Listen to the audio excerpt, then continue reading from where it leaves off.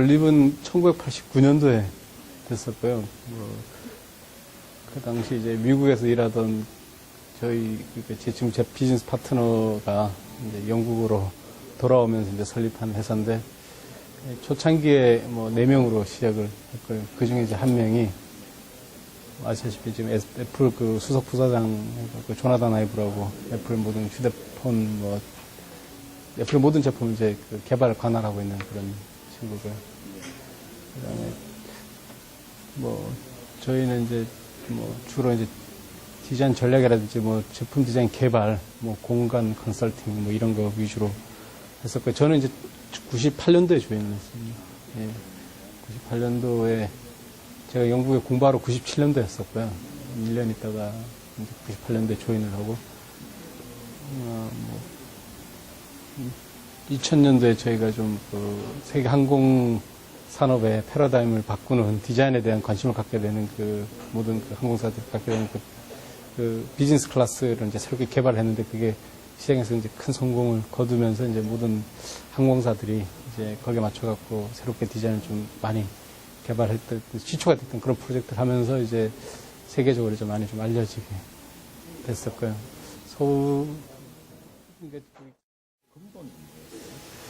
제가 이제 대학교 다닐 때 92년, 3년도에도 이미 텐저린이 상당히 한국인 학생들한테도 유명한 회사였었습니다. 예, 그래서 제가 이제 유학을 97년도에 가서 이제 그때 이제 IMF가 97년부터 이제, 경제적으로 어려움을 유학생들이 겪을 때 이제 공부를 이제 계속할까 아니면 취업을 할까 고민을 하다가, 그때 이제 좀 선망의 대상이었던 텐저린에 인턴으로 지원을 했었거든요. 근데 마침 기회가 돼서 인턴을 시작했어요. 98년도 인턴을 시작하면서 이제 인턴이 이제 3개월이었는데 3개월 마치고 제가 이제 학교로 돌아가지 않고 취업을 하겠다고, 그러니까 회사에서 이제 학교도 짬짬이 다닐 수 있게 해주고 일을 할 수 있게끔 이렇게 비자를, 그러니까 쉽게 말해서 워크퍼밋이라고 해서 노동 허가서를 이제 주는 거거든요. 그래서 노동 허가서를 받아갖고 그때부터 본격적으로 일을 하게 됐는데, 비즈니스 윅 같은 잡지에서 세계 10대 디자인 혁신회사 이렇게 선정하면은 10대 중에서 한 4개, 5개가 영국에 있습니다. 런던에 있습니다. 그 다음에 나머지 하나씩은 미국에 한두 개 있고 이렇게 디자인 쪽은 그럼 영국이 유명했는 거예요?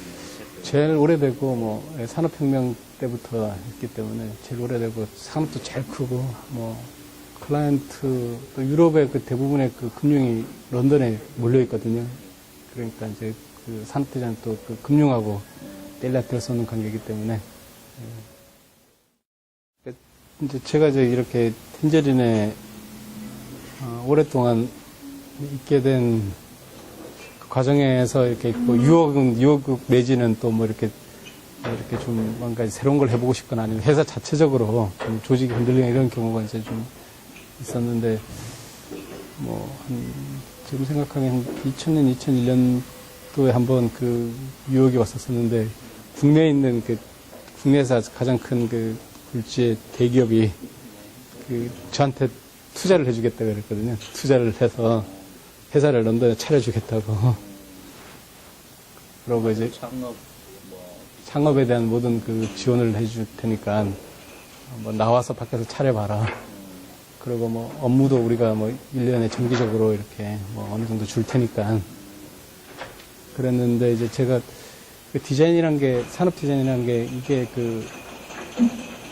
일단은 문화적인 어떤 그런 헤리테지에 대해서 상당히 큰 기반과 자산을 갖고 있어야지 되는 그런 산업 중에 하나거든요. 다시 말해서 지금 세계적으로 이렇게 유명한 산업 디자인 회사 중에서 보면은 동양인 CEO가 거의 없습니다. 왜냐하면 이게 상당히 이제 어떻게 보면 문화의 최정점에 있다고 나름대로 생각하고 있고, 또 여러 가지 이게 또 그림만 단순히 그린 게 아니라 거기에 보면 기업의 전략이라든지 5년, 10년 후에 이 기업이 어떻게 먹고 살 것인가에 대한 그런 포트폴리오라든지 전략 이런 것들 다 이렇게 저희 컨설팅하고 다 보게 되거든요. 그러니까 아무래도 좀 이 동양인에 대한 거부감 이런 게 어느 분야보다도 이렇게 상당히 강합니다. 탑 클래스 레벨에서는. 그래서 근데 그때 이제 제가 이제 막 고민을 했었는데 그때 이제 안 나가게 된 계기는 그러니까 생각은 제가 아무리 그렇게 뭐 지원을 받고 이렇게 멋진 사무실을 갖고 운영을 해도 아마 뭐랄까 좀 그러니까 나는 이제 이 회사에 그냥 단순하게 스쳐가는 사람이 아니라 나는 이걸 생각해 보니까 이 회사를 내가 좀 운영하겠다 이런 생각이 좀 들더라고요.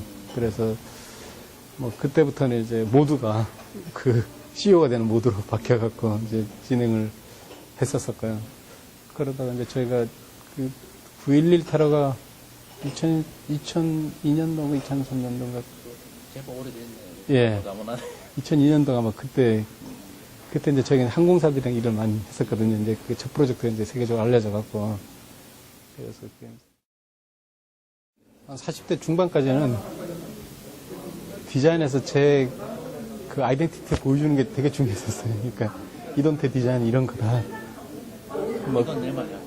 예, 그런 거가 이제 되게 중요했었는데 요즘은 이제 좀 뭐랄까 좀 이렇게 공존할 수 있는 디자인 이런 거에 대해서 많이 그러니까 디자인을 의뢰하는 업체도 베네핏이 있고 고객도 베네핏이 있고 디자인하는 나 자신도 이 프로젝트를 함으로 해서 뭔가 좀 이렇게 성공에 대한 그런 금전적이 아니라 그 어떤 그런 프로세스에 대한 어떤 그런 확신 이런 것도 가질 수 있고 하는 그러니까 공존의 디자인에 대해서 좀 많이 고민을 하고 있는데 그게 제일 어렵거든요. 그러니까 쉽게 말해서 돈도 벌고 좋은 디자인이고 시장에서 오래 살아남고 고객도 만족하고 디자이너도 만족하고 이런 것들이 어떻게 보면 힘든 그런 거지만은 그런 걸 찾기 위해서 계속 이제 노력을 이제 할 거고요. 그래서 잊혀지지 않는 디자인, 소위 말해갖고 끝날 수도 있다는 순간. 예. 예를 들어 TV 하나 잘 만들었는데 다른 TV 나오면은 다른 TV만 보죠. 옛날 TV 나오잖아요. 예. 똑같듯이. 그런 것도 있습니다. 근데 좋은 디자인은 저게 이렇게 어떻게 보면 좋은 컬렉션이 돼갖고 그 전에 TV들이 초기에 산업혁명 초기에 나왔던 제품이었는데 1950년대, 60년대 나왔던 그 브라운사 제품 이런 것들은 컬렉터들이 막 수집하거든요. 그때 팔았던 가격보다 훨씬 더 높은 가격으로 전자제품, TV니 오디오니 이런 걸 이렇게 막 수집하는데 그 정도 레벨이 되면은 디자이너로서는 아주 그 최상의 어떤 그런 만족 기대치는 디자인은 항상 그 미래를 예측하는 거거든요. 지금 하는 행위 자체가 짧게는 6개월, 길게는 5년, 10년에 있을 일들을 시나리오를 만들어 갖고 거기에 해당되는 그 서비스와 이제 프로덕트를 개발해서 양산시키는 거기 때문에 디자이너가 하는 그 아웃풋이 그 미래 사람들이 살아갈 어떤 그 도구가 되거든요. 그래서 그것들 통해 갖고 이제 미래를 이제 움직여 나간다고 이제 생각을. 그러니까 미래를 예측하고 사는 미래에 포커스된 직업이기 때문에 그런 말씀을 드립니다.